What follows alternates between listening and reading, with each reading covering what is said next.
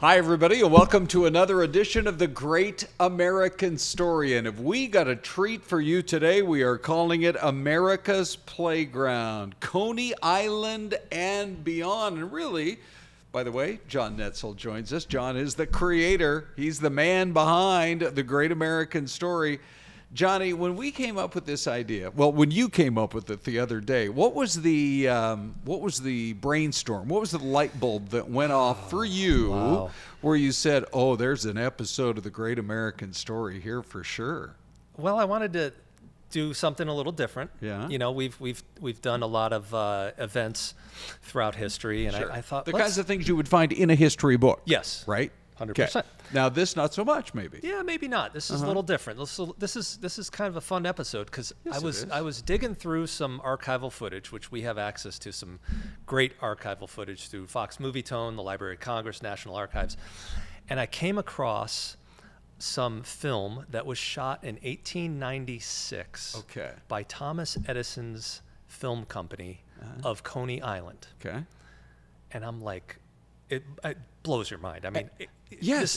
This is, and that date blows your mind because I think most people are thinking, well, when did he, home movie theater, moving pictures, movie right? Cameras, was that in the 20s or the 30s? 1896. I had to do an AI search to make sure, like, was there actual moving? I literally had to do a double take on the date.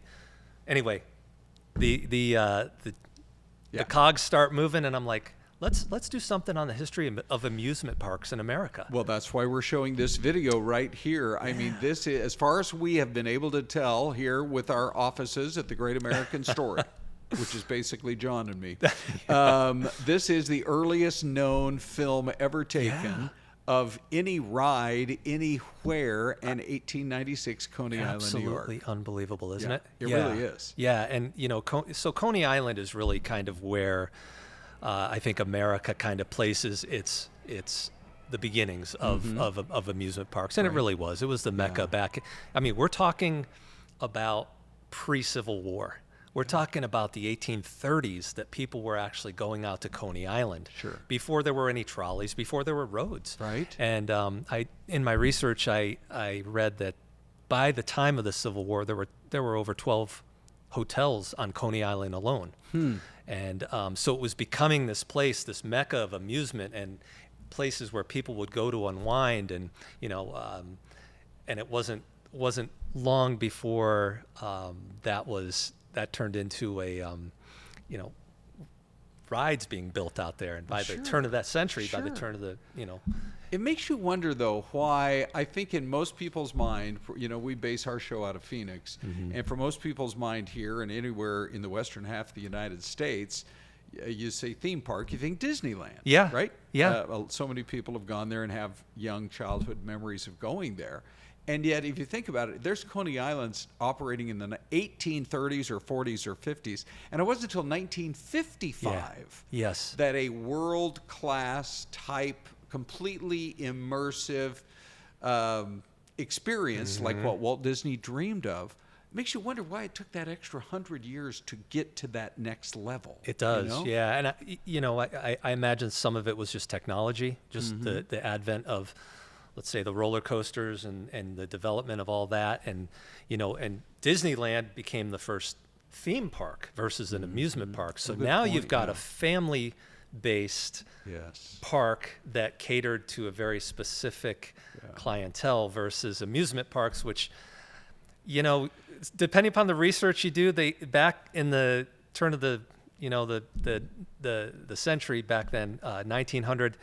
They were kind of seedy, maybe a little bit. That Coney Island was not like the most reputable place, but they were a very formal affair. You would dress up when you went to the amusement park, and I found that very interesting. But it's really interesting how I read through the development of some of these rides and the roller coasters, and 1884, the first roller coaster in the U.S. was invented. 1884. Okay. It was called the Switchback Gravity Pleasure, and it went a whopping 6 miles an hour. Oh, whoa! You know, but Hang on to people were those blown seatbelts. away by this. Oh, I'm sure. You know? And then you were able to find in the archives Mm-hmm. this video that we'll share with everybody right now of an upside down looping roller coaster that dates back 1895. So this is all happening on Coney Island. And a lot of these rides were built outside of Coney Island and brought in. And I should say that once the trolley was attached to Coney Island, then you had masses of people coming. Then it became this huge Mecca, and people on the beach. I mean, but anyway, the Flip Flap Railway, which 1895, like I said, this thing was 12 G's, and there were people complaining of whiplash. I mean, this was very raw entertainment at the time. Yeah. But this was the burgeoning amusement park, not really a movement, but the growth of amusement parks in America. And they were popping up. There were multiple amusement parks that would pop up on Coney Island, and it drew the crowds. And it was just really amazing when you look at the history of how these rides were built, and as we moved into the early 20th century, 1927, then the Cyclone was built. Right now we've advanced to these giant wooden roller coasters. Cyclone is still there. I mean, it's gone through iterations of repair and whatnot, but that's just the iconic roller coaster for Coney Island. Everybody knows the Cyclone. Of course, the steel coasters have kind of taken over because of the smoothness of the ride and the sturdiness as well. And let's face it, when you're on a wooden roller coaster, like I'm sure you've done the one over there in San Diego at Mission Beach, of course. That's always been a popular spot to go. But one of my all-time favorites, and people who might be watching us in the Chicago area, is out at Six Flags in Gurnee, Illinois, which is about halfway between Chicago and Milwaukee. And they had a dual track. Our kids were young. This was probably 30 years ago when we went there. And you got on to either one of these two roller coasters, wooden, and you raced each other. Oh, wow. I want to say it was called the Gemini, if I recall. Okay.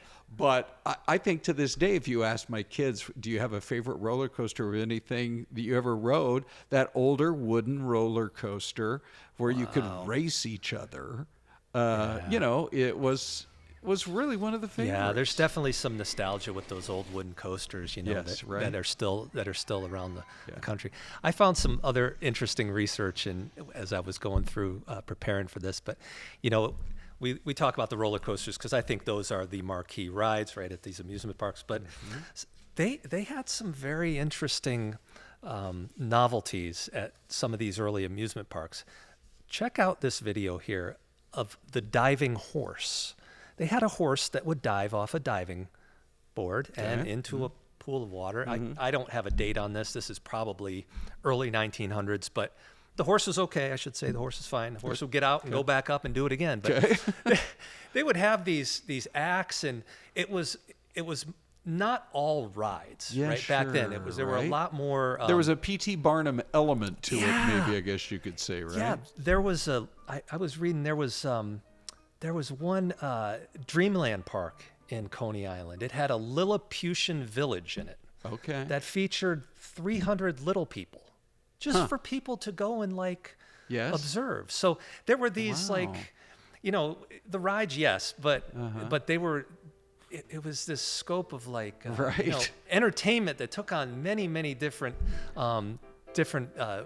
avenues. And then I have to believe really it was the vision of Walt Disney. Yeah. Who said, look, we're going to do something completely different. I think so, yeah. The circus element is going to be gone. We're going to have these theme lands that you come into.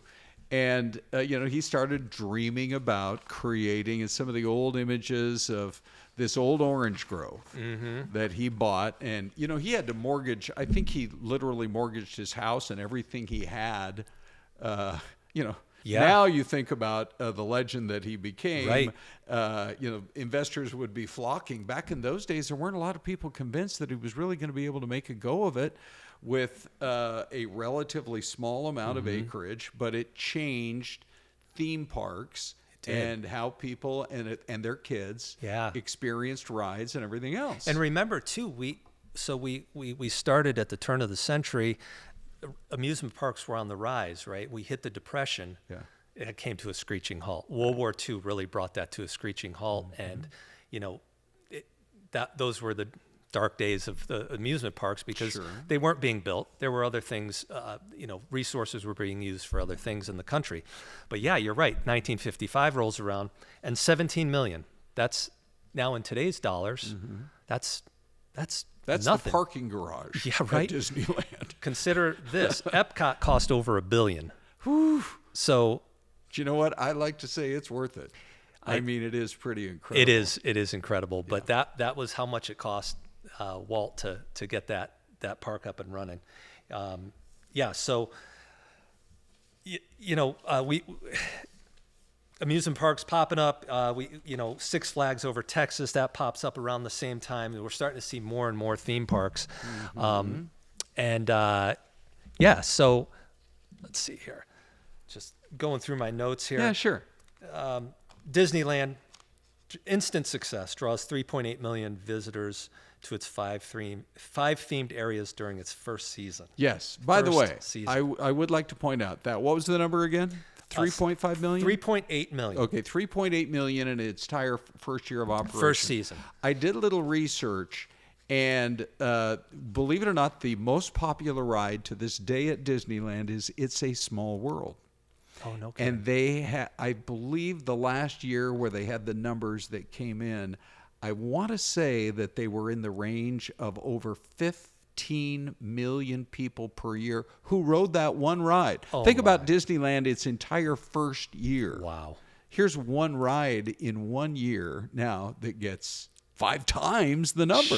Now you're wondering why you have the Fast Pass or the Lightning Lane or everything else, because they've just become almost overrun, despite the fact that the charging to get into one of those theme parks is incredible. It is. Right? It is. Yeah. Hey, let's go to a trivia question. Okay. Which of these amusement parks holds the distinction of being the oldest continuously operating amusement park in North America? Now, John puts these questions together. I don't go into a soundproof booth, but I do try to stay away, so I haven't done the research on it. Cedar Point, Lake Compounce in Bristol, Connecticut. Yep. What's it called? Compounce. Okay. Or the Hershey Park in Hershey, PA. The answer when we come back with more of the Great American Story.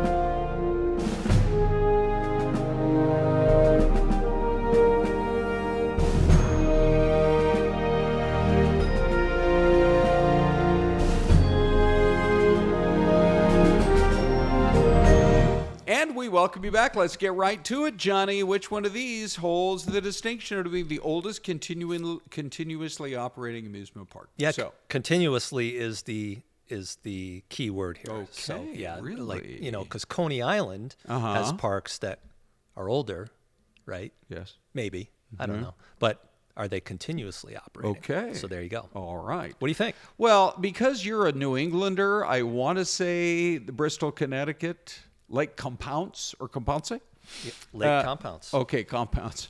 I want to say that, but it could be a red herring, John. So could be a ruse. I do remember going to Hershey Park in Hershey, Pennsylvania, which I now have to actually add that to my list. As we've had a little fun just prepping for I didn't even remember to write that one down. That's 13 amusement parks. All right. I remember when I was a kid, we went there. And you could also tour the Hershey factory. So that was always, a big winner. With Load the up on chocolate samples. Absolutely. Yeah, exactly. I'll say Hershey Park. You should have gone with your first pick. Really? Is that Lake right? Compounce. Yeah, okay. Lake Compounce. Believe it or not. Yes. And I grew up there. Been to Lake Compounce many times. Saw my first concert at Lake Compounce. The Beach Boys. Was that the first amusement park that you had ever gone to? No, Lake Compounce? actually What it was wasn't. What was oh, number my one first for you was as a kid? probably Riverside Park in Agawam, Massachusetts, which is Oh. now a Six Flags, but back then it Oh, was, yeah. independent. And that's kind of part of the thing too, is the corporate takeover of these parks, right? Yeah, Is that's true. Kind of changed the landscape a little bit. But Sure, yeah, yeah. Lake Compounce got the wooden roller coaster. They got, they're still open and operating today. It's, I had some good times there. How about your first? For me, it was Disneyland. Okay. In 1966, and I want to say that you could get into Disneyland for $7. Wow. That's what I recall. It's if you haven't been since '66, just brace yourself. It's a little more. Just a tad. Yeah. But you got a little booklet of tickets. Yeah. And so then you had to choose between the A tickets, the B tickets, but what everybody wanted were the E ticket rides. And so to have an E ticket for anything in just sort of the American lexicon, for decades, that meant it was the best. E-ticket. Wow. You wanted the e-ticket rides. Okay. And from what I remember from that very first trip to Disneyland was going on the Matterhorn, which, by the Sure. way, was the very first steel roller coaster ever built. Another kind of visionary moment from Walt Disney, because now we see so many of them around the world. Sure. But what I remember about it, I don't know if this will surprise you or not, Johnny. I'm sure you've ridden it several times over the years. But I always wondered what it was going to look like inside. And back in those early days, back in the 60s, it was just a big empty mountain. I mean, you could see the steel girders. Oh, you're kidding. And the kind of it's not like just the exterior. You're looking through the almost translucent mountain, because that was all it was. Just back in wasn't, those. Now you're going through tunnels and underneath icicles and that kind of thing. You were just in a great big cavern back in the early days. It's ridiculous what they've been able to turn these rides into anymore. And you mentioned the $7 price tag. I did some digging on some prices. Oh, good. I was just kind of curious, like, what's it cost to go to an amusement park these days? And so I got a little list here. Okay. So Six Flags over Texas, $35 to $60 for a day ticket. Okay, Not bad. that's not bad. Six Flags over Texas is pretty cool. Yeah. Cedar Point, $50 to $80. Okay. Lake Compounce was $37 to $50, so on the lower end. But Good. then as you get up into like Universal, Hollywood, so now you're talking $109 to $359. Wow. One day, depending upon what you bundle and the Fast Pass and all that kind of stuff. Yeah, right. Busch Gardens Tampa single day ticket, $156.99, and that's your ultimate bundle. Okay. Whatever that includes. Okay, yeah. And then Disneyland, Yeah. $169 to $281. Yeah. And that's with the park hopper. Well, I have to share this with you. See this photo? I snapped that photo because I couldn't stop laughing. We took the grandkids last year to Disney World. Okay.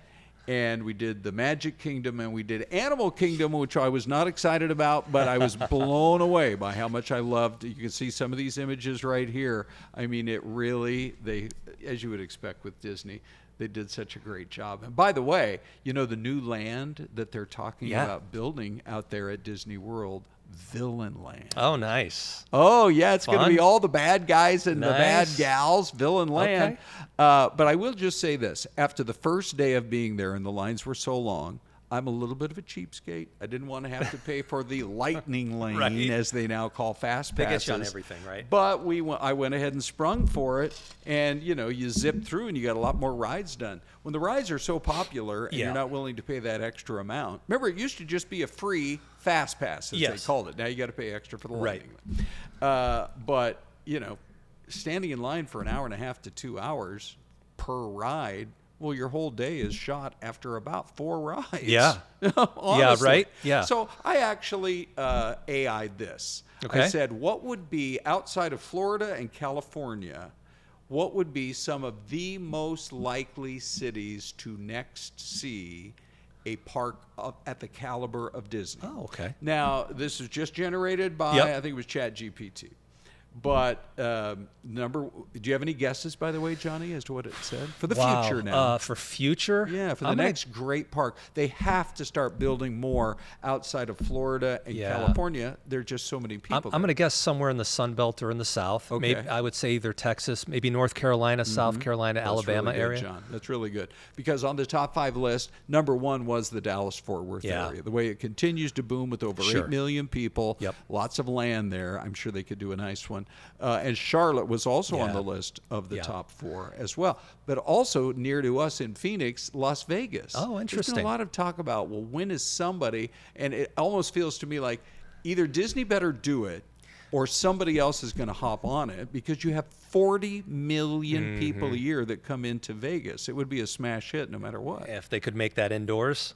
Correct. Think about that. Yeah. Think about what a boondoggle that. And another name on the list was the Chicagoland area, because you have close to 9 million people there. And a lot of people travel there as well. But of course, the downside to Chicago would be the wintertime.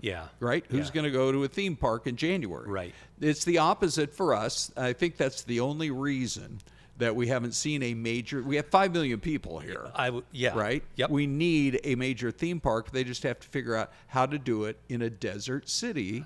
With parts of it are going to have to be indoors. They're going to have the misting systems. They're going to have to specialize in evening entertainment and rides in the summertime. But once you get through the summer, then the next 8 or 9 months, it's going to be as beautiful as you could expect to find. So, all right.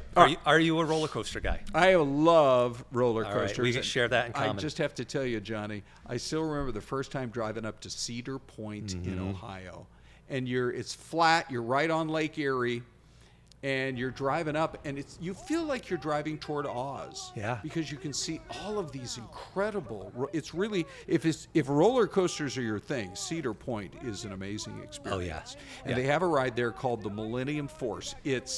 I think they've redone it recently, but it's actually been there for a very long time, and it's so high that when you are finally done climbing to the top, and you go over that first edge, you feel like you're going to fly right into Lake Erie, because it's right there in front of you. Wow. And then you go over a second rise, and then the ride is going crazy like that. I have to say that's one of my very favorite. If you had to select, what would you say? Boy, roller coaster. I think Knott's Berry Farm has some great roller coasters. Yeah, okay. They've got some pretty crazy rides. But it's funny because I did an AI search on the best roller coasters in the country. Okay, good. And Cedar Point, it was number 1. Yes, Steel I Vengeance. believe it. Steel Vengeance at Cedar Point. Yep. Iron Gwazi at Busch Gardens. Jurassic World Velocicoaster at Universal in Orlando. Fury 325 in Carowinds, Charlotte, North Carolina. Carowinds is big up in Charlotte. Yeah. And then the Voyage at Holiday World, Santa Claus, Indiana. We're talking anecdotally here a little bit. Personal experience. I got to bring this up because one of my most memorable theme park trips as a kid was to a place called Action Park. And this was a water park in New Jersey that was open in the 70s and closed in the 90s. This place was notoriously dangerous. I'm telling you, Ron, it was. There is a documentary called Class Action Park that details the history of this park. But it was a water park. It was a go-kart, speedboat, mini speedboats, alpine slide. This park was like just crazy, the rides that they came up with. And I was reading a little bit about the history, and it was like engineers didn't come up with these rides. It was just kind of like, we had an idea, so let's just build a ride. They actually came up with a loop water slide, like an upside down water slide. And man, the stories that I read and in this documentary about how people were just getting so hurt on this ride. I mean, there was tragedy at this park, and it eventually got closed down. But as a kid, these water rides were just absolutely crazy. Like, just Tarzan swings and cliff diving, and there was no supervision. But and if you watch the ads for this, and maybe we can put the ad up here, it just looks like this, like kid heaven, and it was just notoriously dangerous. But just kind of a little anecdote there. Action Park, Google it. You'll have a lot of entertainment learning about that Yeah. that park and its history. So, Well, yeah. you know, we were counting up some of the places that we've been, and just so many fond memories. I told you about the Six Flags in Gurnee, Illinois. I'm glad Yeah. you mentioned Knott's Berry Farm. Yeah. There was a park in Orlando when we went 25 years ago called Splendid China, and it was a small version of the Great Wall of China and of the Forbidden City. You know, it was like to scale of like 1/10 of what it would normally No be. kidding. And it was totally gone and replaced with houses. Oh, So, wow. you know, there are theme parks that exist in our memory, Yeah. but that are gone. Yeah. And a lot of those, I think we wish we could get back. Yeah, there's a lot of nostalgia, Yeah. right? I mean, there's a lot of memories that are created at these parks, and we can thank, you know, Coney Island and the, you know, the things that popped up in that part of New York. And we can thank the photographers who, whether it was the 1890s or, you know, all through the 20s, some of the great visuals that are out Yeah. there, these great memories. We love our theme parks in Yeah, America. we do. And we just hope we can get some more built so the lines aren't so long in the future, Johnny. I know, yeah, and maybe get prices down. right. Make those fast passes free over at man. Disney. But yeah, Well, we hope that you've been able to kind of dream right along with us on your memories for another great American story of America's Playground. Thanks for watching.